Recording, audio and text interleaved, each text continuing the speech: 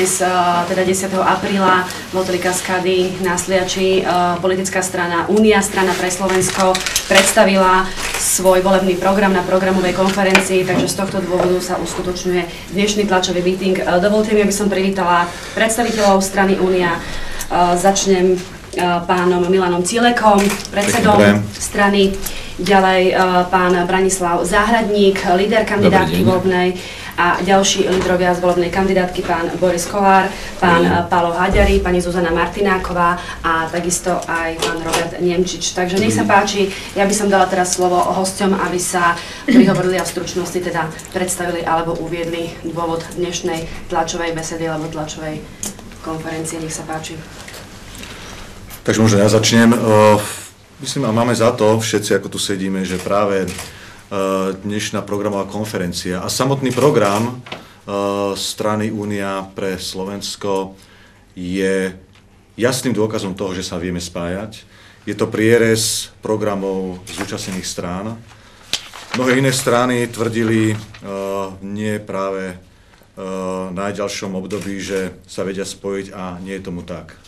Tu dnes tí ľudia, ktorí sedia za týmto stolom, dokázali zahodiť niektoré svoje osobné ambície, dokázali spraviť prienik svojimi programovými tézami a vznikol z toho program Únie, strana pre Slovensko, ktorý je pravicový, nepopulistický a je tu preto, aby riešil problémy, ktoré dnes naša krajina má.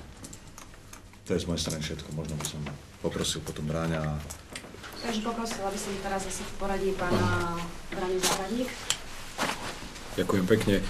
Asi v prvom rade naozaj sa patrí v dnešný deň vyjadriť sústrasť obetiam leteckého nešťastia a celému poľskému národu. To urobili aj delegáti konferencie. My sme dnes, dámy a páni, predstavili program a víziu moderného Slovenska, programovú víziu strany Únia, ktorá naozaj stavia na tom, aby jednak sa u nás lepšie žilo na Slovensku, ale zároveň, aby sme investovali do budúcnosti, aby sme tú budúcnosť neprejedali. Naše programové priority boli zhrnuté do viacerých oblastí. Kolegovia o tom budú hovoriť podrobnejšie. Ja spomeniem niektoré kľúčové body. Považujeme za podstatné, aby Slovensko si určilo dve priority svojho ďalšieho rozvoja. My navrhujeme, aby to bola znalostná ekonomika a cestovný ruch. Sme stranou, ktorá vážne pripravuje projekty na podporu zamestnanosti, lebo tvorba pracovných miest je jedna z najvážnejších tém, ktorá momentálne súžuje Slovensko v dnešných časoch.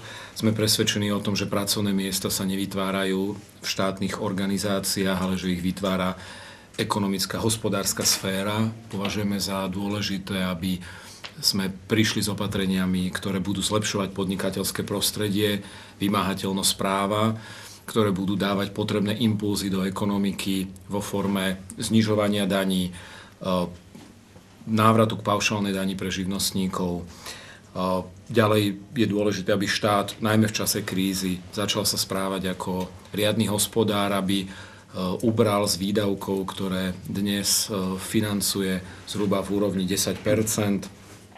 Takisto sme hovorili o rozvojových projektoch, ktoré chceme konkretizovať na podporu v jednotlivých regiónoch Slovenska, lebo naozaj sme stranou, ktorú tvoria ľudia, ktorí vzišli z regionálnej a komunálnej politiky, majú vzťah k svojim regiónom a sme presvedčení, že práve tá regionálna politika by mala byť jednou z našich nosných priorít. V oblasti dopravy budeme presadzovať budovanie obchvatov, lebo sme presvedčení, že práve obchvaty sú kľúčové dopravné investície, ktoré robia naše mestá čistejšie a bezpečnejšie. Prioritou, ktorou chceme zaujať a ktorá je pre nás dôležitá a je rozvojová pre celé Slovensko a pre regióny, je cestovný ruch, o tom bude hovoriť kolega Kolár. V neposlednom rade v oblasti znalostnej ekonomiky to bude presadzovanie bezplatného internetu na celom Slovensku, výučby informatiky na prvom stupni základných škôl a podobne. Som presvedčený, že náš program naozaj nie je zbierkou populistických sľubov, ale je to reálny projekt, ufinancovateľný, ktorý smeruje do budúcnosti, ale stará sa o ľudí dnes, tak ako žijú, aby mali prácu, aby sa im na Slovensku naozaj lepšie žilo. Ďakujem pekne. Ďakujem, poprosím teraz pána Pavla Haďariho. Starého koňa novým kúskom nenaučíš. 20-ročný kôň je starý. My vidíme na nových billboardov 20-ročné tváre, ktoré sa pohybujú v politike, ktoré sú spolu zodpovedné za to, že Slovensko sa nachádza v ťažkej kríze. Sme presvedčení, že nové myšlienky treba priniesť s novými ľuďmi. Samozrejme, ja som tu za regionálnu politiku, pretože napríklad do Prešovského či Košického kraja išlo 200 krát menej štátnej pomoci ako napríklad do Trnavského.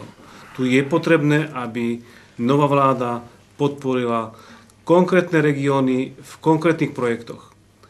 Samozrejme teda, že skutočne nevidím dôvod dnes v čase IT technológií, aby 1/3 centrálnych štátnych orgánov, 1/3 ministerstiev neskončila na východe, v Košiciach, Prešove, prípadne aj v Banskej Bystrici.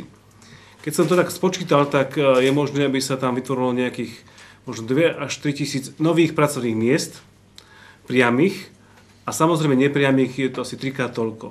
Aj toto je riešenie problému východného Slovenska, aj to je riešenie problémov regiónov. Ďakujem pekne. Teraz by som poprosila pani Zuzanu Martinákovú. Dobrý deň, dámy a páni. Strana Únia, a ja by som chcela vyjadriť svoju radosť nad tým, pripravila program, ktorý je komplexne previazaný a nie je to program veľkých sľubov, ale program reálnych riešení. Výzvy, ktoré pred Slovenskom stoja v najbližšom volebnom období, sú najmä zo sociálnej oblasti.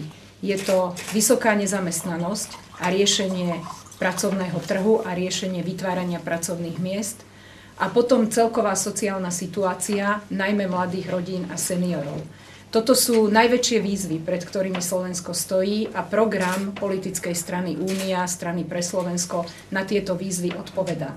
Predstavila som sociálny program, ktorý je ľudský, aktívny a spravodlivý. To sú 3 hlavné atribúty, na ktorých tento program stojí, a prináša konkrétne riešenia, ako zefektívniť chod celého rezortu, ako vniesť do sociálneho systému spravodlivosť, neplytvať peniazmi daňových poplatníkov a podporiť predovšetkým mladé rodiny a seniorov. Navrhujeme v našom programe zvýšiť rodičovský príspevok minimálne na úroveň priemernej mzdy, najlepšie 2-krát počas 4-ročného volebného obdobia v 2 etapách.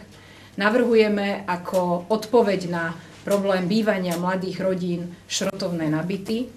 Navrhujeme v dôchodkovom systéme dorovnať nízke dôchodky na úroveň životného minima. To sú 3 hlavné nástroje, ktoré chceme do sociálneho systému nasadiť, okrem tých, ktoré prinášajú efektívnejšie a spravodlivejšie fungovanie celého systému. Ďakujem pekne. Teraz poprosím pána Borisa Kollára. Dobrý deň, vážené dámy, vážení páni. Jedna z hlavných politických téz strany Únia je ústavný zákon o 2 prioritách rozvoja Slovenska. Patrí sem znalostná ekonomika, ako už bolo spomenuté, a cestovný ruch. Preto som tu, som človek z praxe a uvedomujem si dôležitosť tohto odvetvia. Pre cestovný ruch máme pripravené zavedenie dovolenkových poukážok 200 eurových pre každého pracujúceho občana na Slovensku. Ďalšia decentralizácia riadenia správy cestovného ruchu, zmena systému štátnej propagácie a zmena kompetencií SACRu. Nebudem to rozoberať dopodrobná, lebo by som musel tomu venovať veľmi veľa času, ale toto sú hlavné priority naše v rámci rozvoja cestovného ruchu. Ďakujem za pozornosť.